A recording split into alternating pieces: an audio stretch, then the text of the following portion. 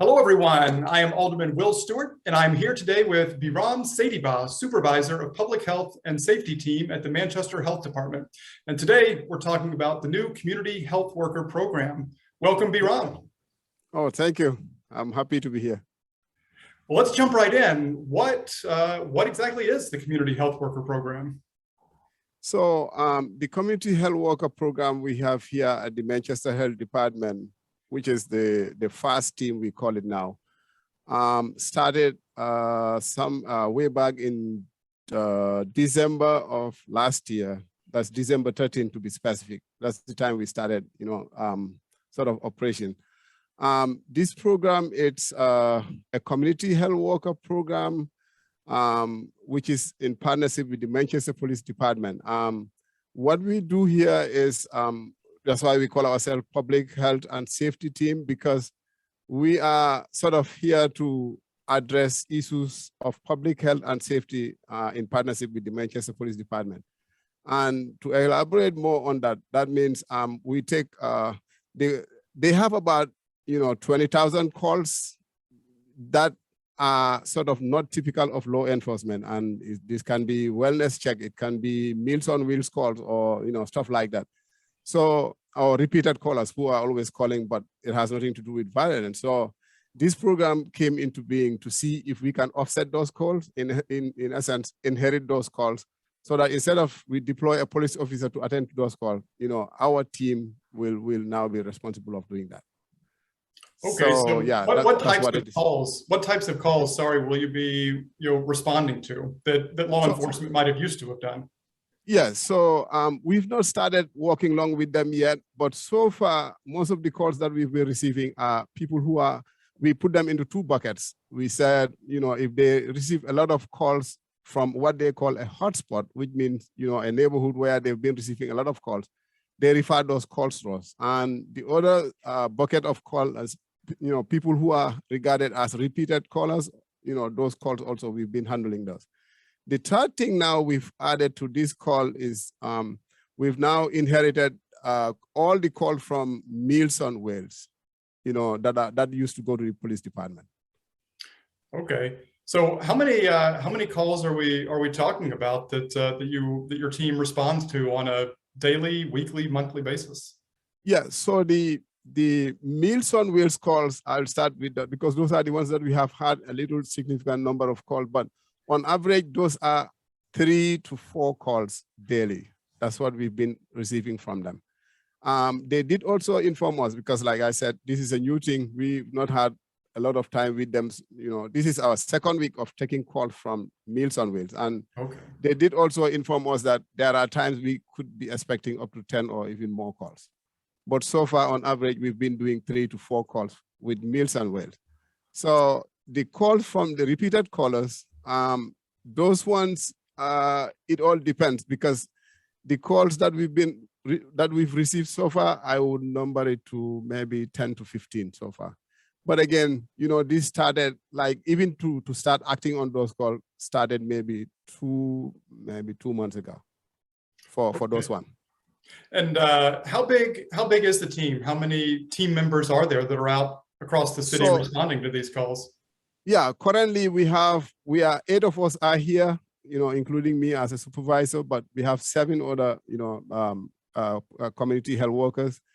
And every community health worker is assigned to 2 wards in the city, in addition to a census tract. So you might be aware that the funding for this program was based mainly on census tracts, and there are 7 census tracts of importance to the funding of this program. And every one of the community health workers is assigned to one of those census tracts together with 2 wards out of the 12 in the city. So the city is all represented so far. And the goal is, the original intention is to have 1 community health worker per ward. And this is the first phase. We've had, say 7 community health workers now, taking care of every ward in the city. In the long run, the plan is maybe if the need be, we may go up to getting the 12 number that we were targeting or that we had originally intended to have. Well, certainly, but sounds like a great place to start. So You mentioned, funding and, kind of identified via census tract. Is this, the funding itself, is this coming through the ARPA money, the federal funds that came about a result? Yes, it came through the American Rescue Plan Act. Okay. Yes. So the workers that have been hired so far, yourself and the other 7, what types of, how did you recruit these folks? What type of skills do they have? What are they bringing to the table? Yes, so the original advert that we sent out to recruit community health workers stated that we were looking for multicultural, multilingual, candidates. Mm-hmm. And that means this person must be able to speak more than English, for example, English in addition to, another language in addition to English. And we did have a pool of applicants who were only English speakers, with a lot of credentials and the like. But we narrowed our, target to only, looking at somebody who is bilingual and bicultural. And the whole reason for doing that is that, since these are people who will be working in communities of different language and cultural backgrounds, the hope is that, through having somebody with those skills, they'll be able to, sort of to reach a wider, community, if you like. Yes, that's what that is about. No, that's great. And what kind of training do these community health workers receive? So the community health workers here so far, like I said, everything is new here, but the plan of training, they've received a lot of training so far. From December to now, we've been having series of training on what a community health worker is, the ethics and, motivational interviews, techniques here and there. And we also did some training with Harvard. It is, it's about, what is it again? It is about, I forgot, but I'll come back to that. But also we do have a book of community health workers that, we've been training on here among ourselves. So we call what we call teach bags. That means, somebody will look at, we have a textbook that is one of the latest and the best of, books on community health work. Mm-hmm. That's the book that we've been training among ourselves here, which means every week, somebody will do a teach bag. They look at one of the chapters and we'll teach ourselves, among that. And besides, Southern New Hampshire AgHeg, they also have a community health worker program, which is a 2-month training. And all the team members here have undergone that training so far. It's on community health work. Oh, nice. Yeah, definitely sounds like it's an ongoing process as well. Yes, yes. I'm curious to know how is the success of this program, going to be evaluated? So the evaluation success. So we came up with a plan. So the case management of this program, we are using what we call Unite Us. So Unite Us is a platform of different agencies in New Hampshire, and the intention is, and it is highly HIPAA regulated. In essence, we can take somebody's information and put it into that system, and it can allow us to case manage that person by doing referrals, by looking at the outcome of the referral and, communicate throughout from the intake status to the discharge. We are able to see what, is happening to that resident or client's needs. So in terms of assessment, we do have different forms of assessment. We develop a program where when we start with the individual at intake, we have what we call, not behavioral, but we will look at how, what status or what kind of, so it's a ladder where we will ask the person, in this ladder, where do you see yourself, for example? They can be below the ladder or they can be on top of the ladder or wherever status there. That's at intake. And we will still do the same assessment, let's say at discharge or periodically to see whether their life is improving. The whole goal is to also measure success is to look at the calls, the repeated callers, for example. We have some people that we have started seeing some success, like I can give you a typical case where somebody used to call the police station, let's say 3, 4 times or 5 times a week. Mm. And now after having connection with us, they, this person has some issues, mental health issues, but also they did not have access to so many resources like healthcare, insurance, and they don't know how to, get access to those. So Right. Anytime, and they were very lonely. And anytime they have issues, the only people that they talk or that they think of calling was the police station. Now, after starting to work with us, this person have stopped calling the police station. So anytime now they have issues, they have a caseworker, like one of the team members that they are calling. And we think these calls that we have been seeing from the police, for example, or from the Meals on Wheels, for example, if we see there's a drastic reduction or a reduction into that, that is a sign of success for us. That's a way we can also measure success.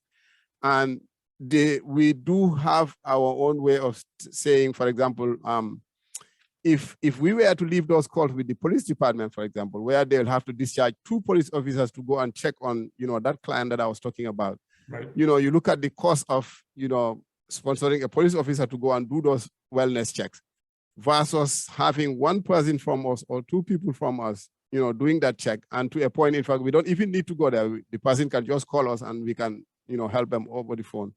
We think that will also cause a lot of reduction in terms of expense to the city or to the communities. No, I imagine it will. And certainly, a better allocation of resources and skills, certainly. I'm curious, as a final question, it sounds like, for a large part, this program is reactive. You wait, and respond to calls as they come in. Is there like a proactive component to the community health worker program? Yes. So the proactive one, we do reactive, like somebody calls like today, before 1 o'clock, if Meals on Wheels call, that's proactive. But the reactive one is these calls that we are receiving, because we are able to get, a data of calls that the police have been receiving. And that's the reason why, we came up with this program. So through those calls, there is a bucket of calls that will talk about hotspots. And in the hotspots are areas where we can look at the call and say, maybe this call has something to do with domestic violence, or it has something to do with, some other criminal activity and the like. So what we've been doing, we've been also going to those hotspot areas to assess them, to look at what is wrong in these areas to the point that is leading them to be calling the police so repeatedly, or so in so many ways. So by doing that assessment, we are able to identify, say, maybe there's a domestic violence issues. And we've been visiting families, talking to them to see if they need to be connected to resources instead of, resulting to either doing crime or even calling the police. So that's a way that we've been, proactive. The other way is in the city, everyone is assigned to a ward. Everybody has been going to their wards at least twice in the week, just to go around the wards, assess, to see if they can see any issues that, the app about see, click, fix, right? Where if there is something, maybe a pole is broken or something is not right on a particular neighborhood, our team are able to do the see, click, fix, like they'll take a picture of it, use that, to send that to DPW, and they'll be able to route that to the respective department to take care of that in the city. So we've been doing that. Okay, excellent. And how can people learn more how can they learn who their assigned community health worker is for their ward? Yeah. So right now we've started. Yesterday I spoke to Anna here, the director. She has started sending information package about the program. Like I said, it's new. Everything is ground up now, but relatively still very new. Anna has started sort of sending documents to you and some other city elders. And in return, we've also been attending community meetings, community work group meetings, to see if we can also sort of talk to people about our existence and what we do. So those are typically what we are doing now to this thing. But we are coming up with a website which is still going to be through the city, and we'll be distributing flyers to tell people exactly where they can locate us. But for your audience, we are located on 1528 Elm Street, and just on the on the Elm Street side, like by welfare, we share the same building with welfare, and the plan is to have that as a hub. Whoever needs help about whatever we are doing, they can walk right in there. There's no need to make any appointment. Somebody's here, 5 days a week. Great, excellent. Yes. And, I'd say too, whenever the website is live and any other information you want to share, feel free to send it over, and I'll be sure and share it via my social media channels, to get the Sure, word out sure, definitely. further as Yes, well. yes. Excellent. Well, Biram, thank you so much for taking the time to chat with us today. This sounds like a great program that can really both help our neighbors here in Sure. Manchester and the operations of the police department and a number of other city agencies, all for the betterment of Manchester, the people. So thank you for supervising and kind of spearheading this initiative for the city and explaining it all to us today. Yeah, sure. No, thank you so much. I'm happy to be here. I'm happy to do it. Yes. Excellent.